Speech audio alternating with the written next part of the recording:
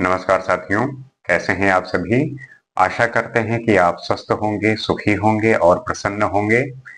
जैसा कि हम किसी न किसी विषय के बारे में जानने का प्रयास करते हैं, समझने का प्रयास करते हैं कि किसी भी विषय की जो गहराई है, किसी भी विषय का जो अपना महत्व है, हम कितना समझते हैं, कितना जानते हैं, उसी विषय को जानने में और समझने में जो हमारा संवाद है, इसका बहुत महत्वपूर्ण योगदान हो सकता है। क्योंकि हम अक्सर होता है कि किसी न किसी वजह से चीज़ों को समझ नहीं पाते, या हमें जो है वो अपॉर्चुनिटी नहीं मिलती, या पढ़ नहीं पाते, या चीज़ों को उस तरीके से नहीं देख पाते जहाँ पे हमें गहरी चिंतन और एक समय की ज़रूरत पड़ती है। क्योंकि इस बिज़ी और व्यस्त जीवन में आपको इस तरीके से समय निकालना और नॉलेज को गेन करना, ये भी एक चैलेंजिंग विषय होता है। परंतु ये आपकी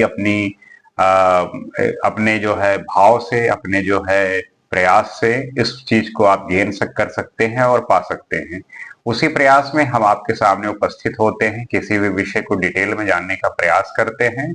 तो आज उसी श्रृंखला में हम बात करेंगे कि डेमोग्राफिक डिविडेंड क्या होता है, और इसका जो है किस प्रकार से किसी देश पर जो इसका एक समग्र रूप से विकास है वो किस तरीके से डिपेंड करता है। तो डेमोग्राफिक डिविडेंड का मतलब यही है कि किसी भी देश की जो आर्थिक व्यवस्था है, जो आर्थिक उसको लाभ मिलता है, वो तभी हो सकता है जब वहां के जो युवा हैं वो जो है इस पे एक उनका जो योगदान है किसी भी देश में, वो जो है ज्यादा हो, वो जो है ज्यादा संख्या में हो। जैसे कि इंडिया जो है, यहाँ पे युवाओं की जो संख्या है वो काफी ज्यादा है। जो बुजुर्ग हैं या जो बच्चे हैं उनसे जो है उनका परसेंटेज ज्यादा है। तो इसका मतलब ये है कि जो युवा है वो रोजगार के लिए और वो जो है काम करने के लिए ज्यादा है। तो उससे जो है किसी भी देश का जो विकास है उसमें एक अच्छी जो है भागीदारी हो सकती है। उस देश का जो है काम के मामले में, वर्क फोर्स के मामले में पीछे नहीं हटेगा। तो इंडिया जो है उसमें अग्रणी है, और उन उस इसका जो है किसी भी प्रकार से इसमें तो पीछे होने का कोई मतलब बनता ही नहीं। तो पहले ये समझते हैं कि जो डेमोग्राफिक डिविडेंड का मतलब यही है कि जो हमारा पॉपुलेशन है उसमें मैक्सिमम परसेंटेज जो युवाओं का है वो ज्यादा है। तो वो जो है हमारे देश के विकास में एक महत्वपूर्ण योगदान युवाओं के द्वारा हो सकता है। अब लेकिन ऐसा नहीं होना चाहिए कि जो डेमोग्राफिक डिविडेंड है वो आप पॉपुलेशन में ज्यादा हो परंतु बाकी चीजें जो है पीछे रह जाए। तो उसे कहते हैं हम होलिस्टिक डेमोग्राफिक डिविडेंड। मतलब कि जो और अन्य क्षेत्र हैं, जैसे आप पॉपुलेशन में अच्छे हैं, आपके पास जनसंख्या की अधिकता है, साथ ही साथ जो है अदर चीजों का भी विकास उसी तरीके से होना चाहिए, पैरेलली होना चाहिए। जैसे कि हर पहलू में जो है संतुलित विकास हो, इस पे जो है ध्यान देने की बात है। तो जैसे कि ये सिर्फ आर्थिक नहीं बल्कि सामाजिक, शैक्षिक, स्वास्थ्य और जो है नैतिक दृष्टि से भी इसका विकास होना चाहिए। तो इसे हम कहते हैं डेमोग्राफिक होलिस्टिक डेमोग्राफिक डिविडेंड। मतलब कि चीजें जो है सब कुछ बड़े समग्र रूप से हो सके, सब कुछ संतुलित रूप से हो सके। ऐसा ना हो कि आप जो है एक फील्ड में अच्छा कर रहे हैं, बाकी फील्ड में आपका जो है पूरा जो सिस्टम है वो खराब हो। ऐसा नहीं होना चाहिए। अब इस होलिस्टिक दृष्टिकोण में शामिल क्या क्या है ये जानने वाली बात है। तो सबसे पहली बात है कि जो एजुकेशन एंड स्किल डेवलपमेंट है उस पे काम करने की जरूरत है। क्योंकि जो युवा युवा है वो सिर्फ डिग्री पे नहीं बल्कि जो है जो एम्प्लॉयबल स्किल है उस पे ध्यान देने की जरूरत है। मतलब कि जो काम करने के लिए स्किल की जरूरत पड़ती है तो वो जो है जरूरी है। और उसके साथ साथ जो डिजिटल स्किल्स हैं, जो तकनीकी शिक्षा है, एंटरप्रेन्योरशिप है, इनोवेशन है, उस पे जो है जोर देने की जरूरत है। अब पहला तो हो गया कि एजुकेशन और स्किल डेवलपमेंट पे काम करने की जरूरत है। उसके बाद हेल्थ एंड न्यूट्रिशन पे। तो जो हमारा युवा है उसे किसी भी प्रकार का जो है उसका जो मानसिक स्वास्थ्य है, पोषण है, जो प्रजनन स्वास्थ्य है, वो जो है संपूर्ण रूप से और फिट होना चाहिए। वो जो है उसमें किसी भी तरीके का कोताही नहीं होनी चाहिए, उनको संपूर्ण रूप से जो है वो प्राप्त होना चाहिए। और उसके अब साथ साथ ये देखेंगे कि जो हमारे यहाँ की जेंडर इक्वालिटी है, मतलब कि इक्वालिटी जो जेंडर की है वो बराबर होनी चाहिए, क्योंकि हमारे यहाँ पे वुमेन को लेके जो इतने लंबे समय से वो पीछे रही हैं, उनको जो है आगे आने नहीं दिया गया, पैट्रियार्की का सामना उनको उनको करना पड़ा।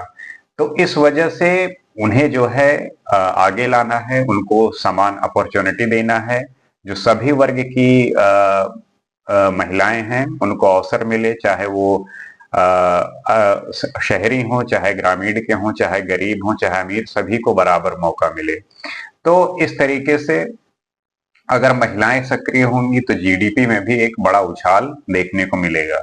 और महिलाओं के लिए एजुकेशन हो गया, सिक्योरिटी हो गई, और रोजगार के जो अवसर हैं वो भी भरपूर मात्रा में मिलने चाहिए। तो इस प्रकार से एक हाफ हमारा वर्क फोर्स है वो भी सामने जब निकल के आएगा, तो इससे जो है हमारी देश की जो इकोनॉमी है वो अच्छी होगी। अब जो है बात करते हैं कि इकोनॉमी इंक्लूजन, मतलब कि आप शहर के साथ साथ जो ग्रामीण एरिया है वहां पे भी सभी को बराबर जो है मौका देते हुए उनसे काम करना है। जो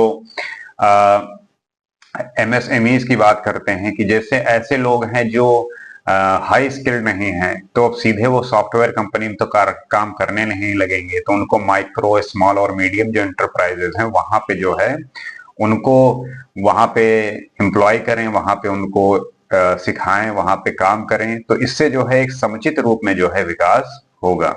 और अब बात आती है कि इन सबका तो हम संतुलित विकास ध्यान देते हुए दे ही रहे हैं, साथ साथ में जो हमारा इन्वायरमेंटल सस्टेनेबिलिटी है, मतलब कि विकास के साथ साथ हमें अपने नेचर को भी प्रोटेक्ट करना है।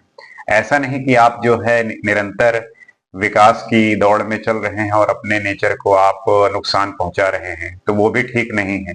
ग्रीन जॉब्स, रिन्यूएबल एनर्जी की जो है बात करनी चाहिए, उसमें जो है युवाओं को शामिल करना चाहिए। तो इससे जो है हमारा जो इन्वायरमेंटल सस्टेनेबिलिटी है वो जो है बनी रहेगी, और हम जो है एक समुचित रूप से विकास करते जाएंगे। अब इसी में हम और बात करेंगे, क्योंकि होलिस्टिक अगर हम बात कर रहे हैं तो हर एक फील्ड को हमें ध्यान देने की जरूरत है। उसमें जो है वो सोशल और मोरल अवेयरनेस भी है। मतलब कि होलिस्टिक दृष्टिकोण केवल सिर्फ इकोनॉमी वाली ही बात नहीं होती।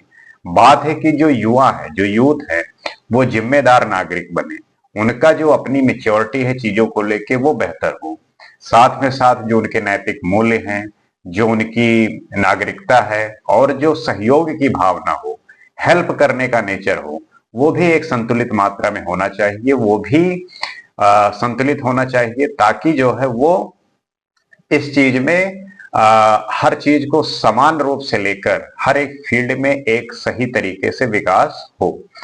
तो यह है एक होलिस्टिक जो है डेमोग्राफिक डिविडेंड का मतलब। इसका यही मतलब नहीं है डेमोग्राफिक डिविडेंड का मतलब कि जो हमारी युवा जनरेशन है वो सिर्फ इकोनॉमी को लेके ही उसमें काम करे, मतलब कि है कि होलिस्टिक डेवलपमेंट चाहिए, हर एक फील्ड में सही विकास होना चाहिए, एक सही तरीके से काम करने की जरूरत है।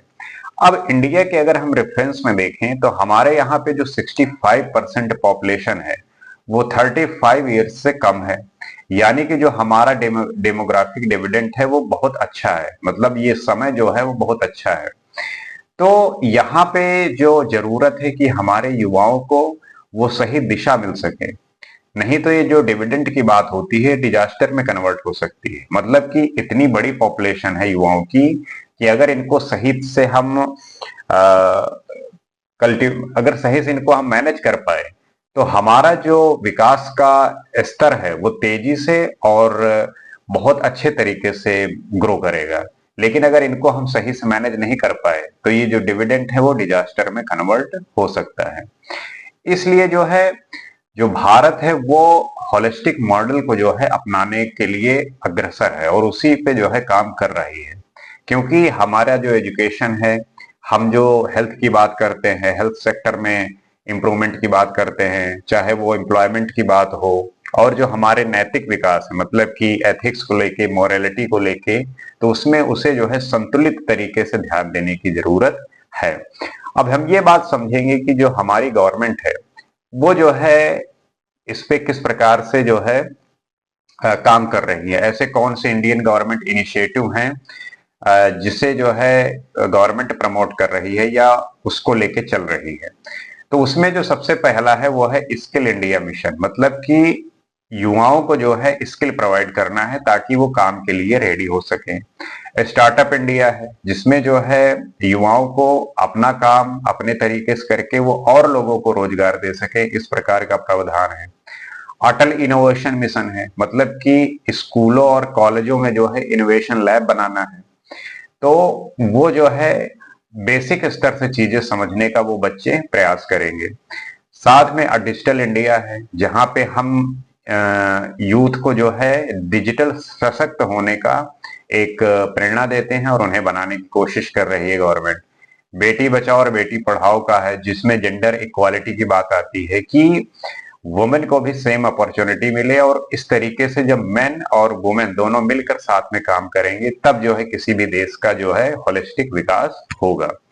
तो समझने की बात यही है कि होलिस्टिक डेमोग्राफिक डिविडेंड का सिर्फ ये मतलब है कि जो युवा शक्ति है वो केवल आर्थिक संसाधन ना समझकर एक मानवीय, नैतिक और रचनात्मक जो है वो जो है संपदा का विकास करे। मतलब कि आपका जो विकास हो वो मानवीय स्तर पर, नैतिक स्तर पर और रचनात्मक तरीके से चीजें सामने आए। उसमें ये ना हो कि सिर्फ जो है इकोनॉमी को लेके आप सिर्फ आगे बढ़ रहे हैं, जिसमें क्योंकि जब एजुकेशन, हेल्थ और इक्वालिटी इन सबको साथ में लेके चलते हैं तभी जो है किसी देश की जो पूंजी है, उसकी जो वास्तविक शक्ति है वो उसमें बदल जाती है। क्योंकि जैसे मान लीजिए आप जिम जाते हैं और जिम जाए और सिर्फ सिर्फ आपका जो है बाइसेप बने, बाकी जो पार्ट हैं वो सब ना इम्प्रूव हो, तो फिर तो ये एक तरीके से बहुत ऑड वाला बात हो जाएगा ना। तो मतलब आप जब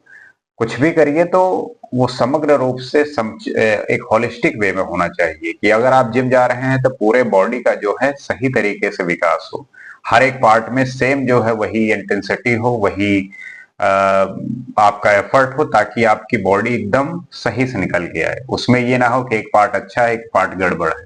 तो उसी प्रकार होलिस्टिक डिविडेंड जो हमारा एक एक अच्छा है भारत के लिए, हमारे यहाँ का जो डेमोग्राफिक डिविडेंड है वो बहुत अच्छा समय है इस समय। तो उसे जो है होलिस्टिक करने का जो मतलब है वो यही है कि समुचित रूप से और समग्र रूप से इसका विकास हो।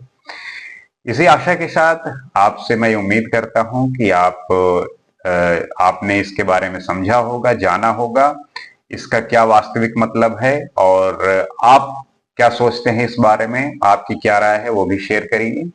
इसी तरीके से जो लोग इससे अपरिचित हैं, जिसको ये बात नहीं पता, उन्हें भी बताइए, उन्हें भी समझाइए, उनके साथ भी संवाद करिए, उनके विचारों को जो है ग्रहण करिए, अपने विचारों को भी आप शेयर करिए इस तरीके से। क्योंकि हर किसी को इस बारे में जब जानकारी होगी तब इसके बारे में वो और ज्यादा अच्छे से और सलीके से और बहुत दृढ़ता से और मजबूती से जो है मेच्योरिटी से बात करेंगे और अपने जीवन को सही दिशा में ले जाएंगे। इसी आशा के साथ अगले वीडियो में किसी और विषय पर, किसी और टॉपिक पे बात करेंगे। आज के लिए इतना ही। नमस्कार।